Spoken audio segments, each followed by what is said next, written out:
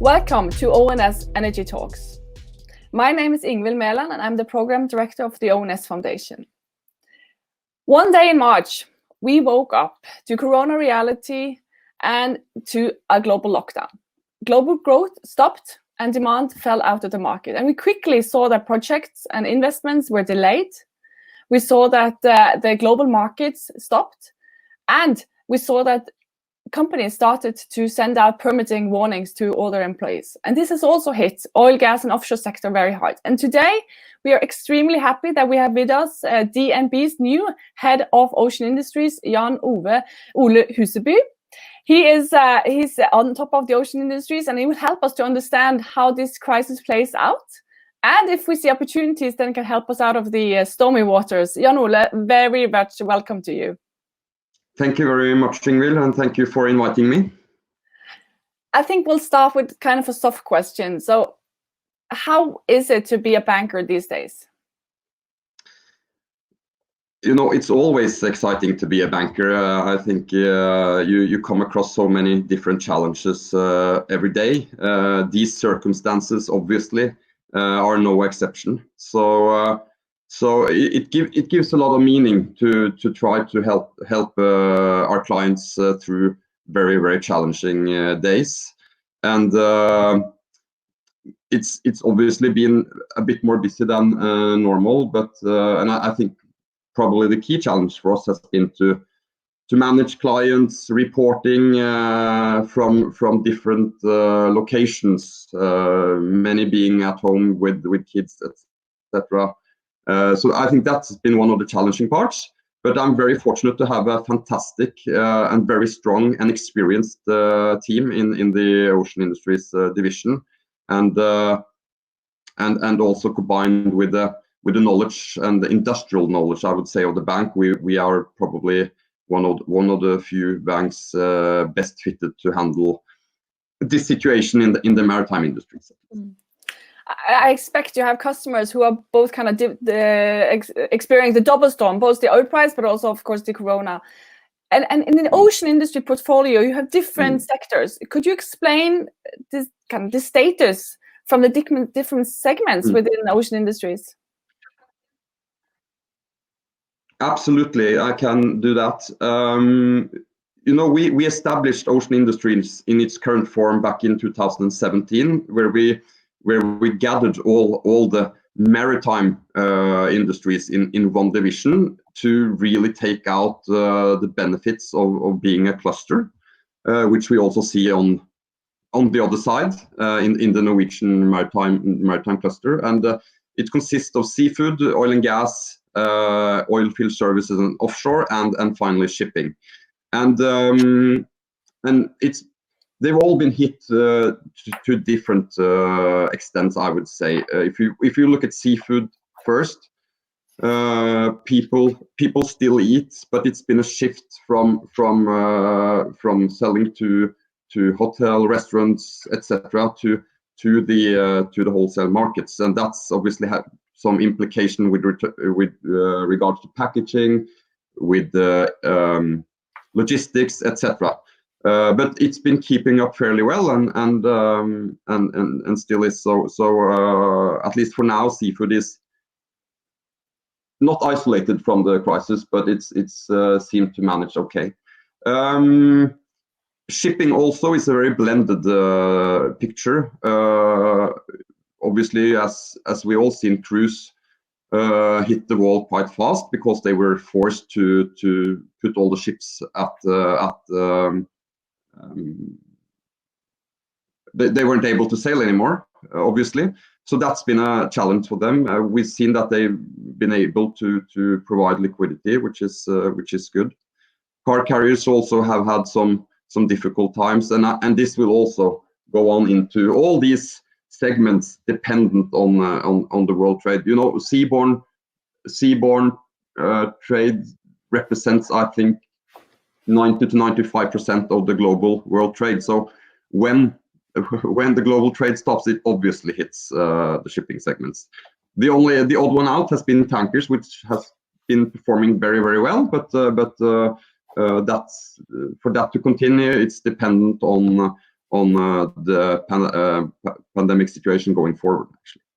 And then you had obviously then offshore and oil service who have been struggling for quite a few years, and we were starting to see the light in the tunnel, and then this new crisis come, and obviously it hits very hard for companies that have balance sheets which are struggling and had issues before. So that's been a challenge, obviously, and we've seen that those have also been the one hardest hit so far. So speaking of the petro-maritime sector, as you say, they've been hardly hit in the downturn of 2014, 15, 16, and they were kind of just starting to recover. Do you think they have the muscles to actually overcome the situation that we're in now? It's very company dependent, and it varies from case to case. So it's hard to sort of give an overall answer, because it's so down to the details of each company. But obviously for the sector, it's very challenging. But it's also very important that we are able to help this industry through this crisis as well. It's for Norway's sake, it's such an important industry with all the technical knowledge and expertise operating in the maritime environments. So it's I would say it's crucial that it's the industry managed through this crisis also. As you say, I hear all around that the big concern for the oil service sector, but also from the petro-maritime sector. So I'm glad that you can help them to find some way forward. And there's also been talk about will we see consolidations in the offshore sector as a post-COVID result? And where is that true? And where do you think it will happen to see new structures and new companies emerging?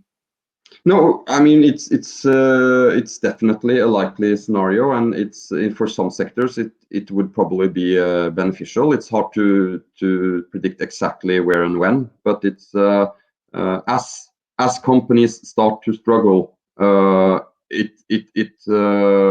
consolidation question always pops up, and it's highly relevant, and we expect it to happen, but it's hard to say who, when, and in what shape and form, but I think it will force its way through. Yes.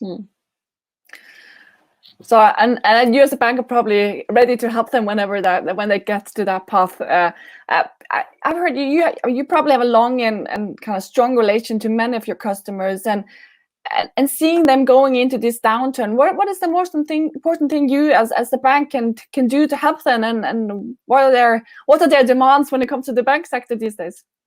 I think the key issue for most is liquidity, and being able to have a runway through a period where the income part is uncertain, and also obviously for many also decreasing. So I think liquidity is the key, providing a runway for them to handle the challenging market environments. I heard you in a recent interview you gave, I think it was to Tradewin. You said it's important to have kind of a personal touch to handle the customers in these days. Could you elaborate on what you mean by that? I think what I was trying to say is that in DNB we're not focused on financing vessels as such. We are financing the companies and the owners, and I think that's a key difference. And we've been fortunate to be having been in this industry for industries for a long time, and we have close relationships with all our clients. And I think that's when you're trying to find solutions, you're dependent on very good dialogue, and you're depending on everyone contributing and setting their eyes on the same target. And that's what I mean by the personal touch. I think that we are able to talk and talk together and have a common goal. Yeah, we've all learned in these days that conversation is important, and we miss the kind of the physical conversation, not only the digital one. there's been a lot of focus on crisis and crisis management, but I assume that within your portfolio in the ocean industry, there's also a lot of opportunities that is emerging. Where do you see growth opportunities and new business models emerging?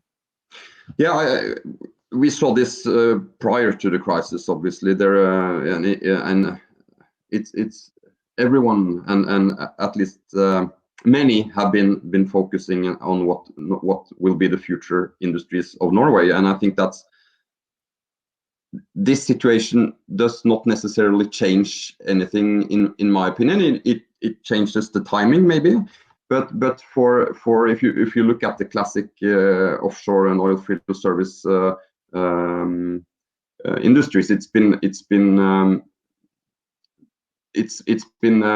developing a few alternative paths for them, and we've seen some move into those industries like offshore wind and offshore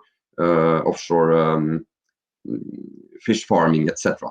So I think that will definitely be relevant also going forward, and entering a difficult situation, it might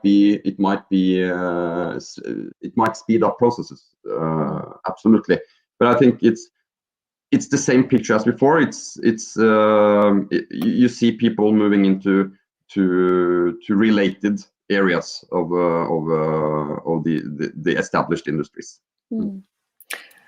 It's interesting about you saying that kind of the focus will be the same, but the kind of the time frame might change, and that we'll also see opportunities to transform into new businesses.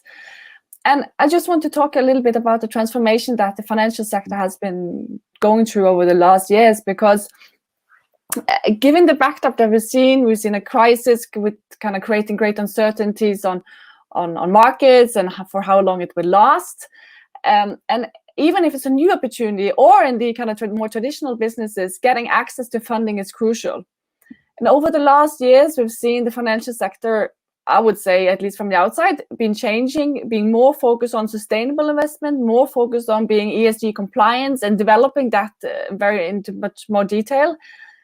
How would you describe what has been happening? And do you think this situation hinders the momentum that we saw before we came into this? Yeah. Well, I definitely agree. Before it's been going on for quite some time. This increased focus on ESG, we see it from the banks, we see it from investors, we see it from the company themselves, and it's very much welcome. I think for us it's important to allocate the capital to those who are show that they want and are willing to make a difference and move the world in the right direction. I think I don't think this crisis will put a stop to this. Obviously, at this moment, people are the most focused on surviving until the next day, and I think that's going to be the focus for some time. But it's definitely still there. It will not disappear, and it will definitely come back in focus as soon as things start to normalize.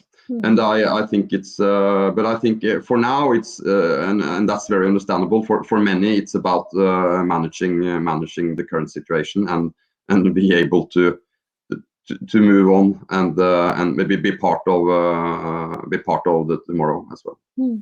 So if I understand you correctly, you're saying that right now we're in a survival mode, but kind of the sustainability thinking is more and more part of your kind of overall system, and you also think that will be that for the future. Is that a right observation? Absolutely, and don't get me wrong, many are still able to focus on this, and I think it's now deeply embedded in the industry. So I think it's definitely here to stay, and will increase in importance going forward. Are there any elements that you want to say, okay, I really believe in this sector in the ocean industries? Where would you put your money? That's why we have have diversified the portfolio so that we are able to meet challenges wherever they arise and be more balanced. So I think that is the key.